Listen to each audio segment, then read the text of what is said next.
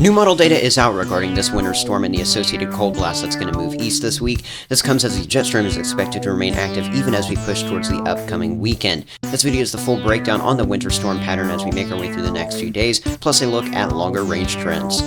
One Nation Weather. Thank you for taking time out of your day to tune into this update video for the pattern as we go, especially through this week with our winter storm and cool down. But even beyond then, we are going to take a look a little bit further down the line with a longer range pattern setup. I want to start this video with the surface temperature anomalies as we go towards the midweek to the back half portion of this week, because what happens with the temperatures, whether it's at the surface or in the atmosphere, really does show you exactly what's going on with the overall weather pattern. And you can see our cold front that's going to be advancing, separating eastern warm air and ridging from central and western general cool air that's going to begin to make its way from the northwest to the southeast out of Tuesday and Wednesday.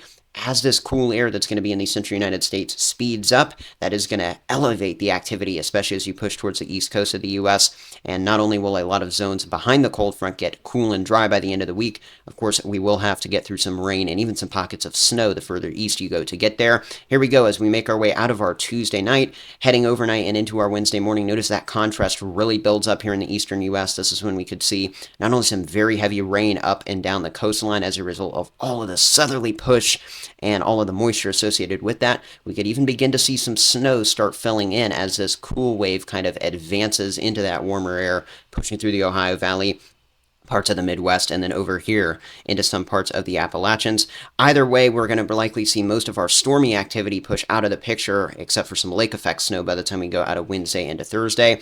That leaves everyone with a big push of cooler than average temperatures, especially the further north you go. As you make your way up here towards the upper Midwest, the Great Lakes, the Ohio Valley, temperatures are currently trending with a model like the European here, 10 to 15 to even 20 degrees below average. In some cases, even more like 25 to 30 degrees below normal for this time of the year.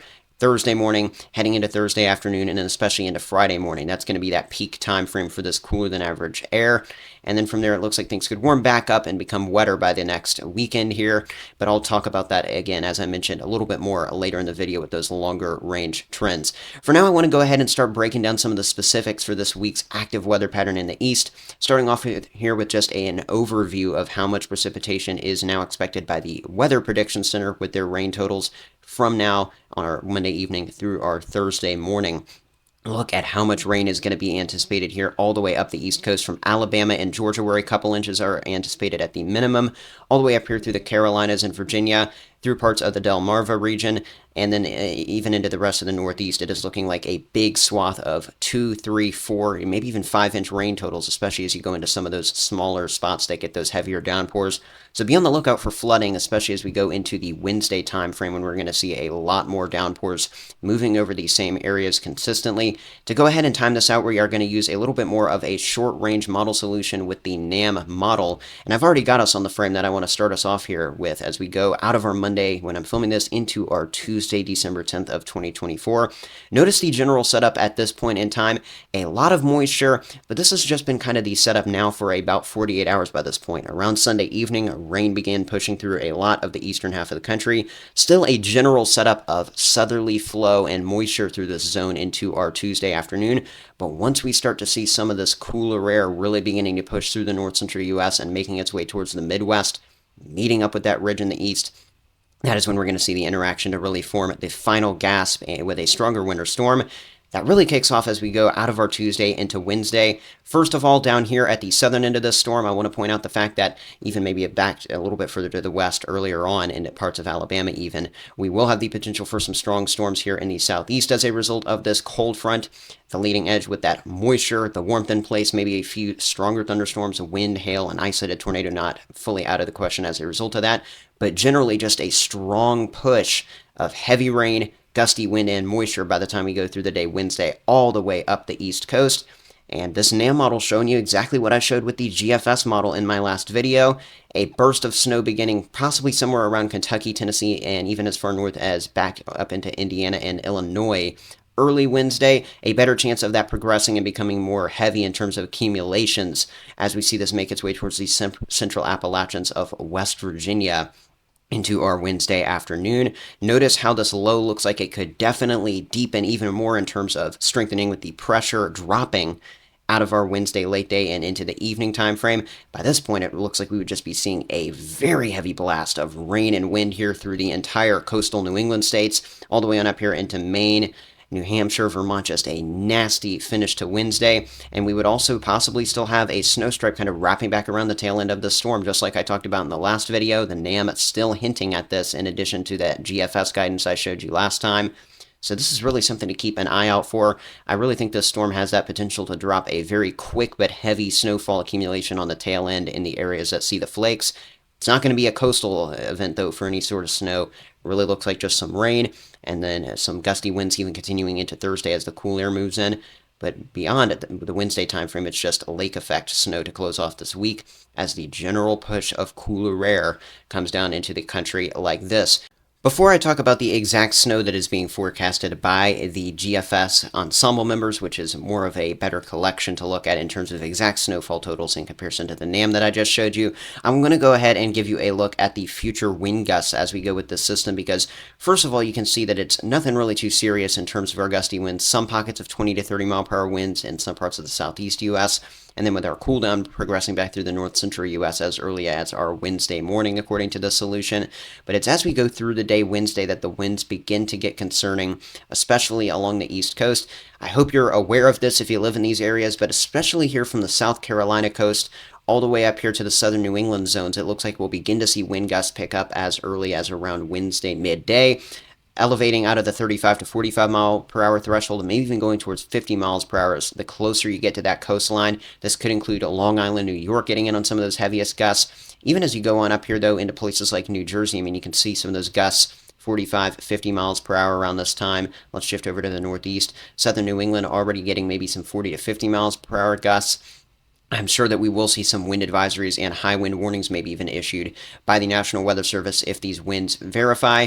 The NAM model's normally on the high end for wind gusts, but it definitely looks like a lot of spots could at least get these 50 mile per hour winds, and the 60 miles per hour like this is showing would be the high end solution. Again, that is mid to late Wednesday, and that's something to also watch out for as all that heavy rain moves through. That could definitely knock down trees and some power lines, causing some power outages.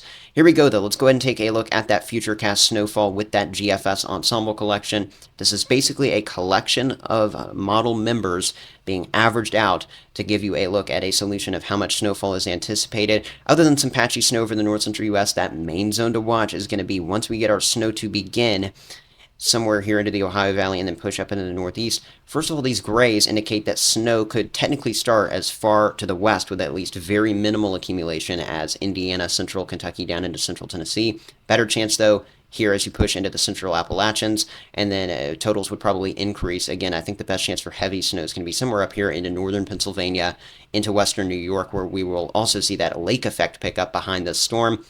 A few inches out of the storm itself at least, though, and then notice that snow would continue to add up in some of those other zones as a result of the lake effect on the tail end. Whichever way you slice it, it is going to get cold by the end of the week. I showed the anomalies earlier. Now let's take a look at the actual temperature numbers through the next several days here, starting with our Tuesday, December 10th in the morning. Look at the contrast here between the southeast U.S., where we've got 40s and 50s pushing north, even into the central Appalachians, and then parts of the plains where we've actually got temperatures down here into the teens and 20s. It's more normal to be in the teens and 20s up here in the north central plains for this time of the year, but it's only going to get colder as a result of the cold front, starting as early as our Wednesday morning. Here we go into our Tuesday afternoon. I'm going to go ahead and jump right through this, although note we've got plenty of 60s and 70s down there in the southeast with that southerly flow, active weather. Those things tend to go together, and that even continues here, but your front's beginning to push east towards the east coast. This is our Wednesday morning. Again, note all these circles right here up the East Coast indicate temperatures that are so warm they are breaking records, because temperatures have never stayed this warm in the morning or just for any daytime at low temperature on December 11th since records have been kept. So 50s and 60s even as far north as coastal New England Wednesday morning. And then we're going to begin to see this cooler push of air already making its way through the upper Midwest. I mean, we've already got teens in single digits on our Wednesday morning, and Wednesday afternoon, it just stays around that number to even a bit colder, with maybe even negative numbers up there into the Dakotas and Minnesota for peak highs on Wednesday. Notice it is around 32 as you push down here into parts of the Ohio Valley, but even though we're around, say, 40 for a high in parts of central New York back down into Pennsylvania, where we could see snow break up by the end of the day, temperatures are actually going to be dropping as the day goes on. So that is going to allow for at least some of that snow to fall and eventually accumulate, not necessarily right away as warm as the ground will be, but eventually, and then it is just the cold, dry air by the time we start going towards our Thursday, December 12th of 2024. Look at this big flow, especially east of the Rockies. Yeah, we've got 20s back into the Rockies, but we've got teens, single digits, and then even at teens and single digits on the other side of zero up here into the north central plains. It is going to be 5, 6, 7, 8 in the morning, Thursday morning. One of the coldest mornings we've seen all fall so far into the winter here into parts of the Dakotas, Minnesota, and Wisconsin, as we've got negative 15 with even cooler wind chills in some of those zones. Thursday afternoon, see some of those circles there pushing down into some parts of the Great Lakes. That indicates record cold highs. Temperatures have never stayed this low before for an afternoon high since records have been kept for December 12th. We've got milder air the further south you go, though, and that's something I want to point out. Let's go ahead and jump through Friday morning and go to Friday afternoon. While we've got teens and 20s kind of north of this line right here, we've actually got 50s and 60s not too far to the south of that. Once this air mass begins getting going, it is going to win, and it's going to push those teens and 20s back further to the north by the time we go out of the end of this week and into the upcoming weekend. And in fact, let me go ahead and show you here with a look at the GFS model how the pattern is looking by the time we go a little bit further down the line and as we push through this weekend and even towards the start of next week. Will we see snowstorms? Well, let's see. I did just say warm air is going to make a return, and that certainly looks to be the case. This is an interesting storm setup by the time we go out of Friday and into our Saturday. It looks like out of the 13th into December 14th, that's when we get our next storm. You've got some of that lingering cool air still pushing down here into the far north central U.S. So whatever precip we get up here would probably fall as snow. But the question is, will there be precip with this storm up here? Could briefly be some heavy snow into Iowa, Wisconsin, and Michigan, though, if that does play out, and that would be around Saturday morning. Something certainly to watch. Either way, most zones are going to get in on this increasing southerly flow once again. What have I been saying southerly flow means? It means rain, and it looks like a lot of zones are going to get in on rain. The mid-Mississippi Valley, pushing over to the Ohio Valley, and eventually even the mid-Atlantic and southeast, maybe even up into the northeast U.S., all these zones in the eastern half of the country, briefly getting a flash of that sometime next weekend. And then the GFS model from there shows yet another system doing a very similar thing. So for now, we're looking like we're going to be going back towards a warmer pattern behind this late week cool down. So next weekend, heading into next week, whatever we see that happens, most of it is going to be rain. And then maybe if you go up towards the states that border with Canada or just in that far northern U.S., that's where we could see a little bit of snow as a result of this push. Eventually, though, I have been, as I mentioned in the last video, seeing some signs of cooler air down the line towards Christmas. That's something I'll certainly keep you updated on right here at One Nation Weather either way. But here's the recap for this video. As I mentioned earlier on and broke down for you, we got a dynamic storm for the east this week. Behind it, a considerable cool down Wednesday to Friday for many, making its way out of the north central U.S., pushing towards that east coast. It looks like we'll get warmer and wet again, maybe some snow on the far northern end of storms, but mostly rain for most folks as we go out of this weekend towards the early part of next week. And then from there, we could see more cool downs and winter storm possibilities, but that's too long range to track. So with that being said, that is going to be it for today's video, except for a quick reminder for you here to check out the awesome weather model maps that I use from WeatherBell using their free trial link down in the description below. You can access them for yourself for free before getting a subscription. By the way, speaking of subscriptions, right here on YouTube, I'd love it if you subscribe to me down below if you have not already, so you never miss my next consistent, accurate, and educational forecast. I'll see you in the next one, likely around Wednesday. One Nation Weather.